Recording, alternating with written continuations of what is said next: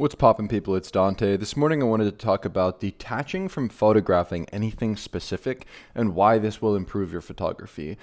Improvement is subjective. I think improvement for me, when I consider this, it derives from the process, right? Improvement is found within the act of going out there and actually putting in the work. That's the only place that you can improve is through seeing more, photographing more, walking more, etc.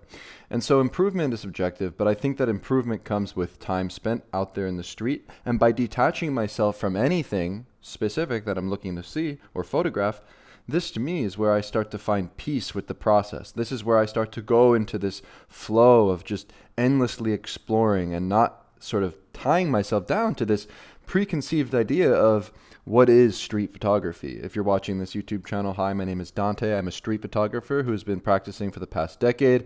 My YouTube channel, my URL, it's youtube.com/street photography, right? I'm obsessed with street photography. I love photographing humanity.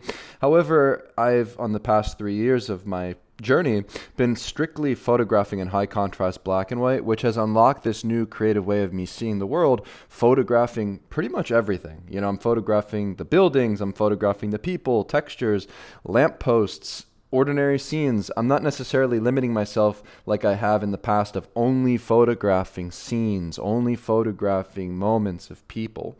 And that is unlocking creative flourishing for me and is improving my photography. Because as I enter the flow state and make lots of frames, I'm starting to discover my authentic expression as an artist in the process of making more things. The more things that I make, the more photographs that I make, the more that I discover about myself and how I perceive the world around me. And so by unlocking that sort of burden, that sort of box of pigeonholing myself into a tradition of what I believe street photography to be, I've gone forward the past 3 years photographing openly, photographing pretty much everything.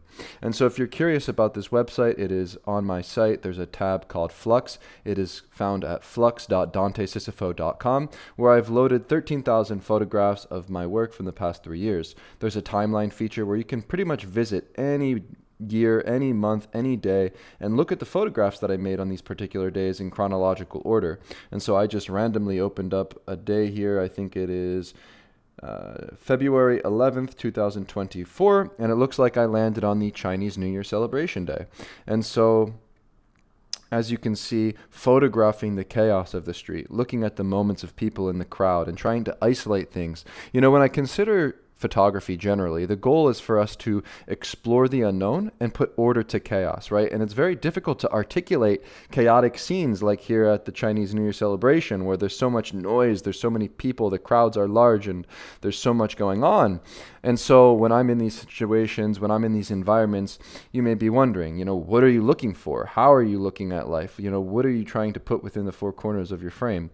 And I would say that by sort of finding myself along the outskirts of events and finding myself in the places where I know that I can essentially look for moments that are isolated from the chaos, I can increase my success of making something. But at the same time, simultaneously, I'm not looking for anything. I'm not looking for a moment of somebody's facial expression or gesture anymore. I'm simply allowing life to deliver those moments to me and sort of responding to my pure instinct.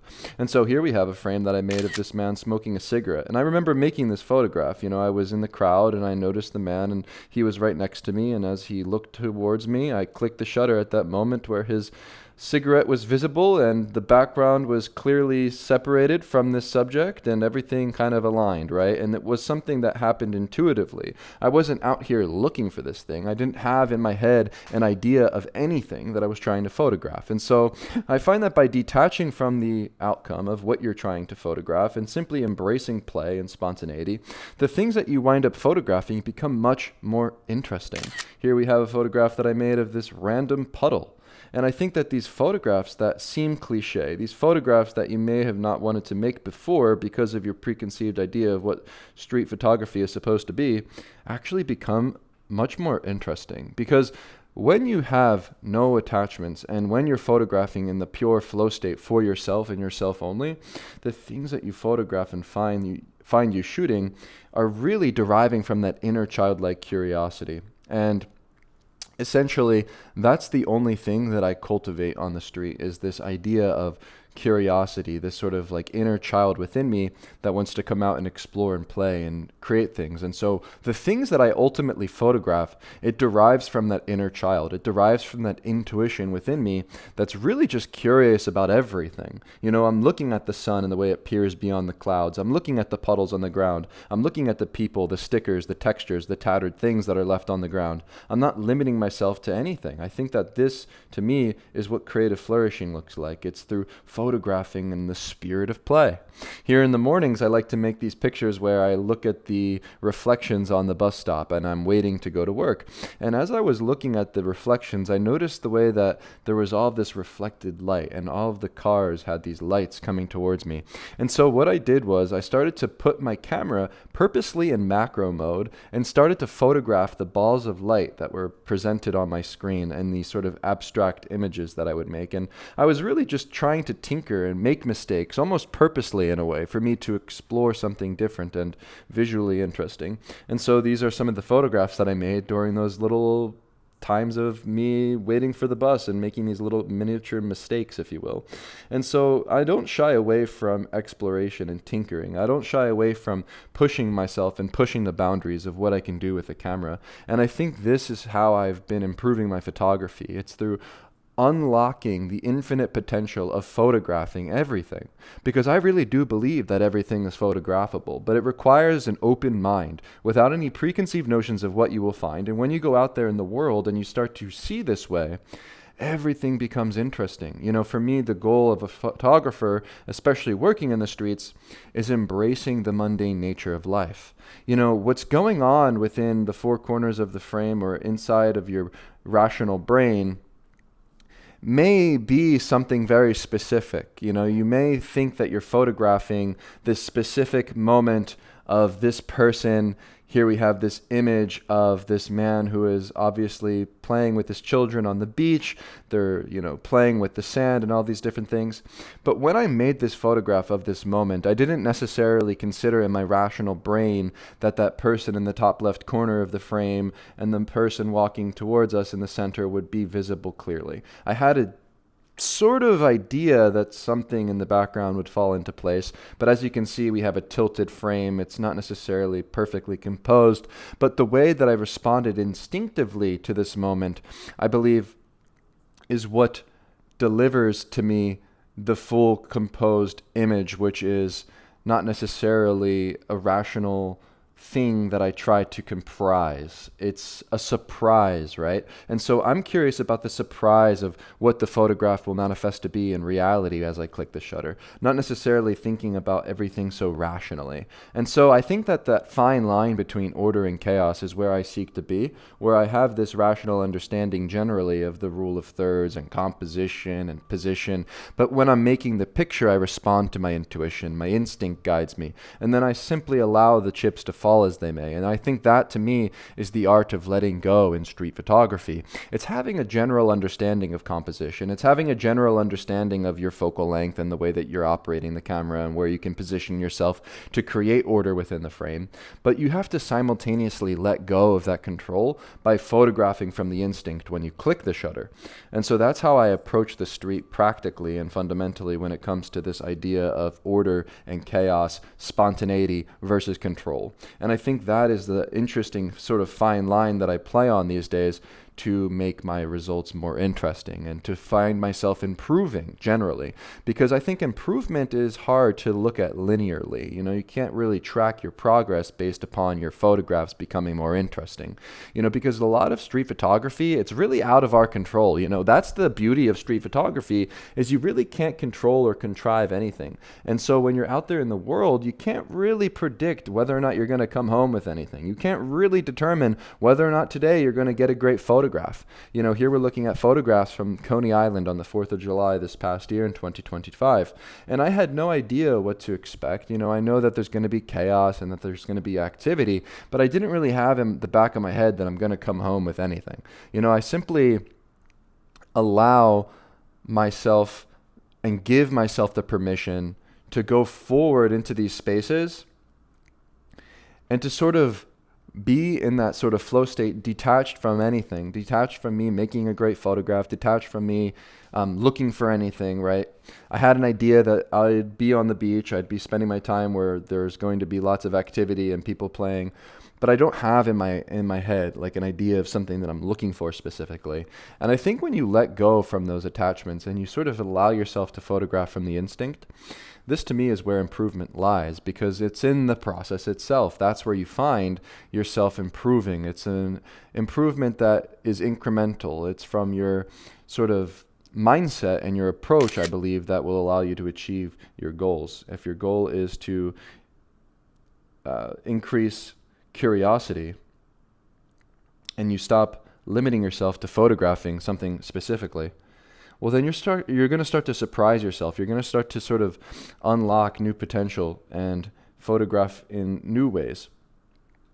Here we have a photograph that I made of this girl playing. She's running through the scene with this little ring, and I wasn't even expecting anything. I was photographing the people playing soccer because they were very interesting. They were playing, with this extreme rigor. There was so much activity, and I sort of just stood there and positioned myself and was watching as things were unfolding. And as this girl flew by the scene very, very quickly, I made a photograph of that ring, and the way that that ring sort of triggered me to photograph as her hair is blowing in the wind and everything around me is occurring with the ball in the air and the background of these people playing in the ocean. I couldn't expect that this subject in the center of the frame would be visible in the middle of that ring. But I have an understanding that if I position myself out there in the world in a chaotic environment, if I move forward into the world with a detached mindset from me making anything, well, then I can allow play and spontaneity to take over, simultaneously having the rational control of my ideas of what I can compose in terms of what's in front of me, while unlocking the potential of me creatively through responding to my instinct. I simultaneously, while detached from the results, while in the moment, in the flow state, can actually create something with impact. But it really comes through the detachment of me trying to make anything, through the detachment of me trying to say anything, and almost through that mindset adoption and through that detachment from the outcome, I come home with better photographs. And so, at the end of the trip, as I walked across the rocks and arrived at this scene, I didn't really expect anything because there wasn't much going on and the sun was setting and I had about 30 minutes left of light. But in that instant, when I arrived at the scene and I was standing on the rocks, everything aligned naturally. I didn't have to contrive anything. I was simply there. I was prepared. I had my camera. I was on Coney Island's beach on the 4th of July. I had an understanding that there will be chaos here. And I kept walking with my camera all day. And ultimately, that's what we're in control of. The only thing that we're naturally in control of as photographers is being out there in the world, is being out there on the front lines of life, close to humanity. And then whether or not we come home with a great photo, it's kind of out of our control. We're not in control of the content that we put within the four corners of the frame at the end of the day. We're not in control of the interesting moments that could potentially occur within the places that we're photographing. But what we're in control of is simply being there, being present, ready to press the shutter. And then when these moments come your way, you're simply there and prepared to press the shutter. You're simply there and ready, to pounce, to hunt, to make the picture. And I think that is my thought of the day on how detaching from photographing anything specific and not really trying to say anything particular, you could actually come home with more interesting work. And improvement derives through the experience of walking, seeing, observing, and photographing. But when you have an attachment to anything, if you have a project, a theme, a checklist, or a book you're working towards, this will burden you. And that's my personal philosophy. My idea of improvement derives through increasing curiosity, through me making more photos. And so the more I open myself to the endless possibilities of photographing everything, when the moment comes my way, when something is interesting, when there is content that presents itself within my frame, well, then I'm ready to make something. And so those are my thoughts this morning.